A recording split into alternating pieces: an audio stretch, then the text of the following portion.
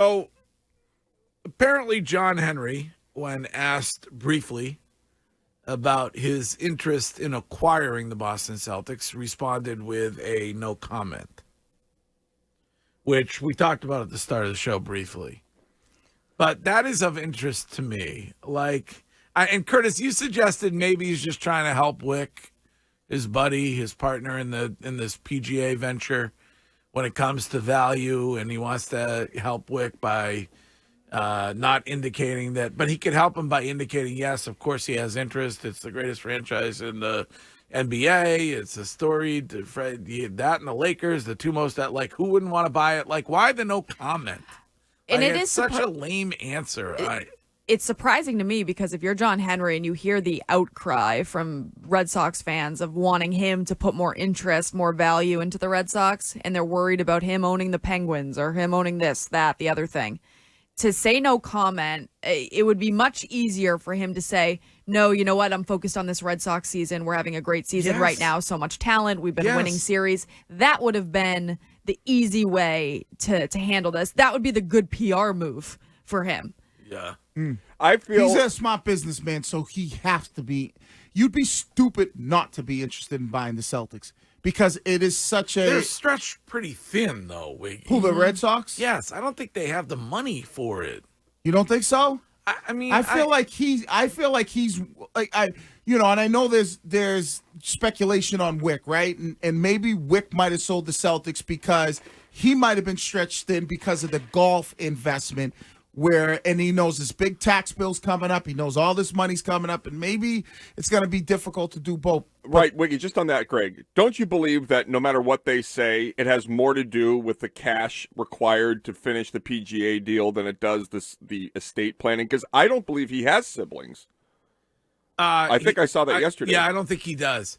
No, I think it's more about the ridiculous estate tax that has existed in this country forever. Where, and the number is like 55% or something ludicrous like that, Curtis. So, wow.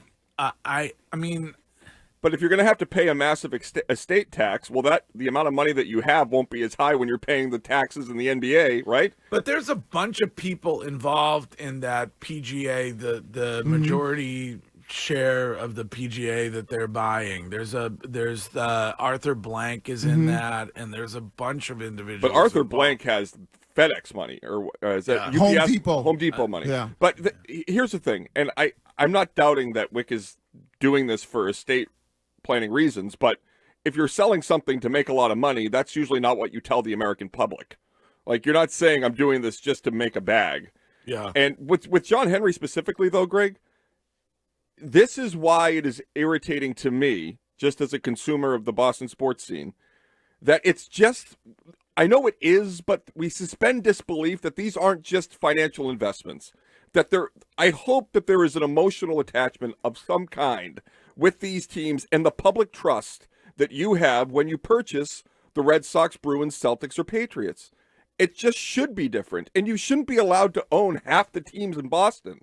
I don't know. But I think the sports owning nowadays, it's about their great investments, right? If you're a business person, you're a businessman or woman, aren't you looking for things that you know are going to be really good investments, right? People talk about, get into real estate, buy you a 3-family or 10-family, whatever. Greg's been big into getting into gold. It's a great... Well, don't forget the metaverse. Oh, huge. Making a huge comeback soon. Yeah, putting the bit in Bitcoin. Bitcoin is actually at like 64,000. So it's bouncing back? I don't know what that means. It's bounced right back. So when you look at the Celtics, it is a really, really good investment because of the young talent and superstars that you have. So the team's going to be good. The brand, the name of the Celtics, just that brand alone. And so if you're a businessman or woman and you're into buying sports teams, just like the Penguins, it's a great investment because of what that organization represents and the brand of the Pittsburgh Penguins. You don't care, but there are a lot of people. There are a lot of people who really want somebody locally to own this team. Mm-hmm. And if the only option is John Henry, does that change your mind when it comes to what you think? I mean, if the only option locally, because I don't know who else there is. But I don't view John Henry as local. Yeah, he's Yeah. not a local person, right? When you Okay. say locally, what like you want somebody who goes, I sat in those seats and I want Rob Hale to buy it. Yes, Yeah. please.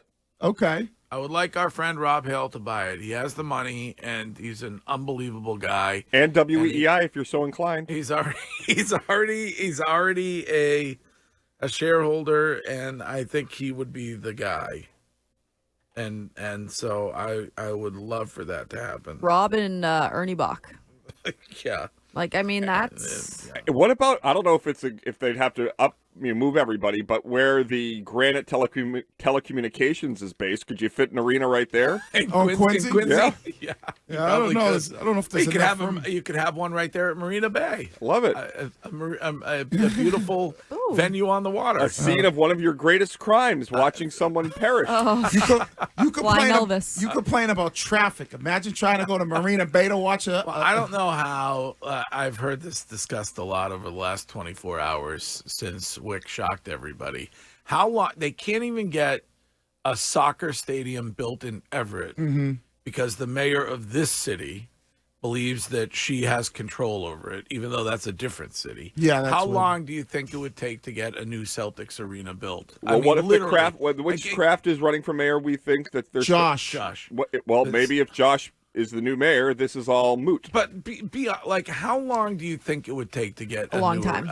like 10 years? yeah. I mean, for I- them to figure out a place, to get funding for that place, and then to build it. Well, it depends. If the new person that buys the team is stuffed to the gills and is like, yeah, I'm going to pay for the new arena, then the funding they don't have to worry about, right? Then it's really about finding a spot. Where's the best? Like, where can you find enough land to put a basketball arena? How You could much put will one it in- cost to build an arena?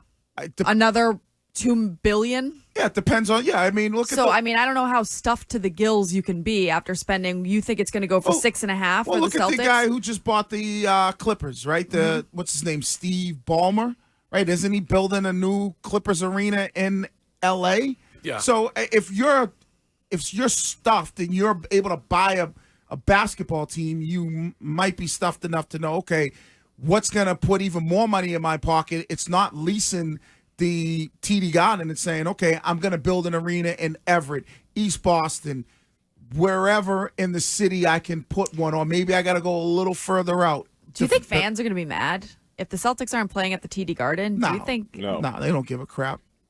You see that new Clippers I mean, arena? there's a lot of history when it Yeah. comes to the franchise in the Garden, but they would just move the parquet. But that's here. not the Garden. Right. You would just Yeah, move but they the- have the little lines outside to show you where the old garden was. I mean, Yeah, they but- did a lot of work when doing the new garden to make sure that the old garden was incorporated. People don't care. As long you see the new Clippers arena, like that's what people want to go to, an arena. Like we talk about Fenway all the time, right? People want to go someplace and it be comfortable, the technology be amazing. Like, that's what people want. They want a good experience. Not that TD Garden's that way. Yeah. But if you build a new arenas nowadays, look at the way Yeah. they're becoming. They're like, No, you're right. I want drone delivery. I want drone food delivery to the seats. I mean, think of some of the ones they have. The suites that are court I want a level. swimming pool. Can we have a swimming pool Yeah. in the new Celtics arena? Hell yeah. They got one in Florida. Can you reserve seats? You see the new suites and the Clippers ones are court level. So imagine the suites like that. Like that's like It's going to be awesome to have a Right. basketball only venue that it's specifically for the Celtics. The sight lines will be better. Everything will be better. It'll be like I don't know what it's called now, but the Conseco Fieldhouse in Indianapolis. Like those things are great. Yeah. This is In the Paul. truck. This is Paul from Norwood. Hello, Paul. Hey, what's happening, guys? What's Listen, up? a couple of things. Number one, no, the Celtics, you can't let them out of the guard. No way. The fans will be pissed off. Boston's small, geographically speaking. There's no you to build an arena just for the basketball team. That's crazy. The Bruins and the Celtics trademark for the Garden. You sell the team to the Jacobs because they own the Garden. Okay. They've done a pretty good job with the Bruins. You do that. Now, the Democrats are the Democrats as far as they're concerned. Write that You down. pick you take Amy Klobuchar. Amy Klobuchar was supposed to be the vice presidential pick before Chauvin and Floyd, before that incident. Bring her up, Put her in that spot, and most people will vote for her over Trump. All right, thank you.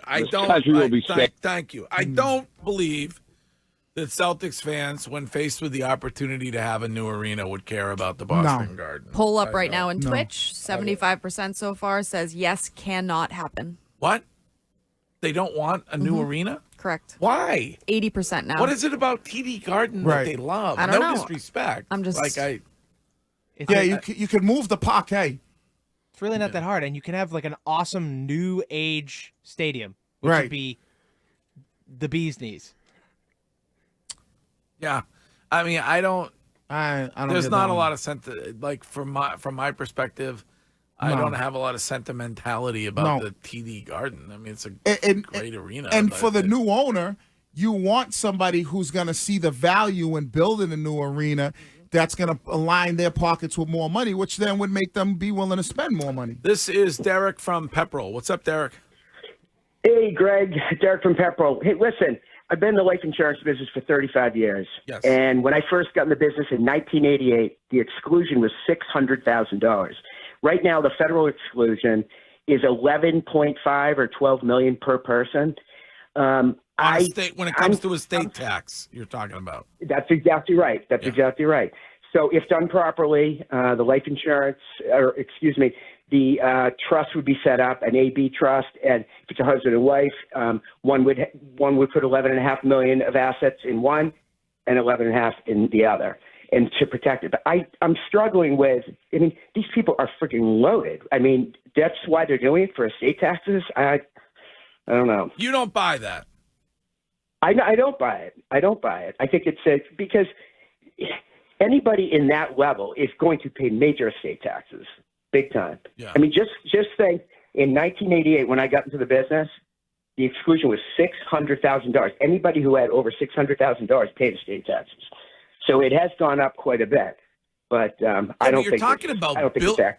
But you're talking about billions of dollars. So what do you think's more likely, exactly. Greg, that he might be a little stretched thin because of the investment into the golf and knowing like, okay, I got these massive taxes I got to pay because I'm paying all these guys, and going, I'm rich, right? There's levels of richness. We know that, and going, I might not be able to afford to do both.